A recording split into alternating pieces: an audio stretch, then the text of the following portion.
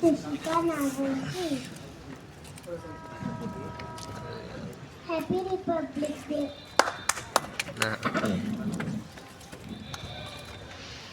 आज मैं आपको एक कविता सुनाने वाली हूँ। भारत हमको प्यारा है, यह तो स्वर्ग हमारा है। बहती एक नदी है हम, अगली एक सदी है हम। भारत नहीं बुद्धि में कम, बना चुके कंप्यूटर हम।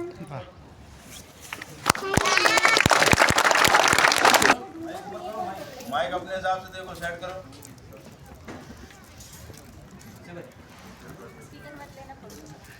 बोलो। नमस्कार, सभी को सुप्रभात प्रणाम। मैं यश कुमार महाशय आप सभी को 77वें गणतंत्र दिवस पर हार्दिक बधाई देता हूँ। आज के दिन हम सब के लिए गौरव का दिन है। आज के ही दिन हमारा भारत देश लोकतांत्रिक एवं गणतंत्र देश बना।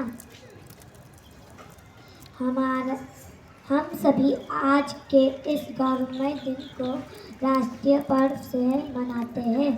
26 जनवरी 1950 को भारत में संविधान लागू हुआ।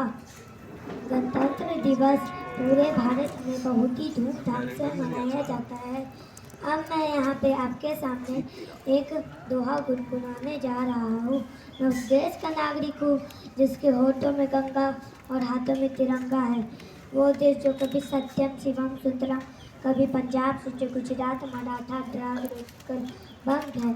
उस देश का नागरिक हूँ जो हर ठुकराई की शरण स्थली बन जाता है और 7 समुद्र पार परदेशियों को भी ब्रदर्स एंड सिस्टर कहकर बुलाता है। धन्यवाद। जय हिंद। आज के दिन को याद सेल्फी ले। और अंत में फिर से एक बात ये दोहराना चाहता हूँ कि बलिदान देने का समय तो अब नहीं है, क्योंकि हमारा देश परतंत्र नहीं है। लेकिन वास्तव में यदि आप देश के लिए कुछ करना चाहते हैं तो आप देश के लिए राष्ट्रीयता को पकड़ के चलें। उसके लिए बहुत बड़ा कुछ करने की ज़रूरत नहीं है। हमें केवल इस बात का ध्यान रखना है कि इस देश ने हमें जो दिया है, सरकार ने हमें जो दिया है, उसकी हम हिफाजत करें। जहाँ लिखा होता है यहाँ न थूकें, केवल वही थूका है। जहाँ लिखा होता है यहाँ थूकें। धीरू क्यों थूकता है भाई? को छोड़ के उसके पूरे अगल बगल चित्रकारी होती है। नल लगा हुआ है, हम चालू छोड़ जाते हैं, क्यों? क्योंकि हमने अपने पैसे से नहीं लगाया। अभी रिसेंटली मैंने एक वीडियो देखा था, उसका जरूर मैं जिक्र करना चाहूँगा कि एक शहर का नाम मुझे याद नहीं है। 3 लड़के थे, उन्होंने अपनी रील बनाई थी।